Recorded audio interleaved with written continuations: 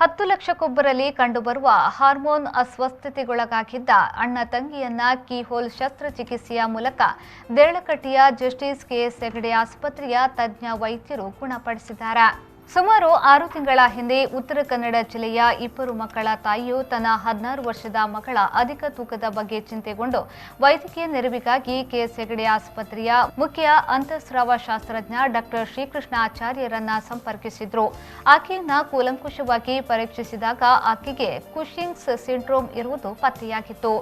ಈ ಸ್ಥಿತಿಯು ಟ್ರಂಕಲ್ ಬೊಜ್ಜಿನ ಲಕ್ಷಣವಾಗಿದ್ದು, ದೇಹದಲ್ಲಿ ಅಧಿಕ ಸ್ಟೀರಾಯ್ಡ್ನಿಂದಾಗಿ ಟ್ರಂಕಲ್ ಸ್ಥೂಲಕಾಯ, ಚಂದ್ರಾಕಾರದಂತೆ ಉಬ್ಬಿರುವ ಮುಖ, ಕಿಬ್ಬೊಟ್ಟೆಯ ಸ್ಟ್ರೈನ್ ಮತ್ತು ಅಧಿಕ ರಕ್ತದೊತ್ತಡದ ಗುಣಲಕ್ಷಣಗಳು ಹೊಂದಿರುತ್ತದೆ.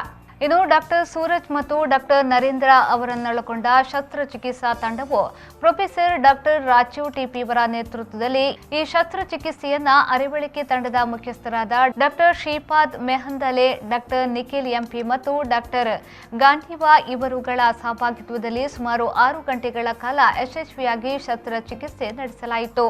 ಡಾಕ್ಟರ್ ರಾಜೀವ್ ಮತ್ತು ಅವರ ತಂಡದಿಂದ ಬೈಲ್ಯಾಟ್ರಲ್ ಲ್ಯಾಪ್ರೋಸ್ಕೋಪಿಕ್ ಅಡ್ರಿನಾಲೆಕ್ಟಮಿಗೆ ಒಳಪಡಿಸಿದ್ದು ಈಗ ಸಂಪೂರ್ಣ ಗುಣಮುಖರಾಗಿರುತ್ತಾರೆ.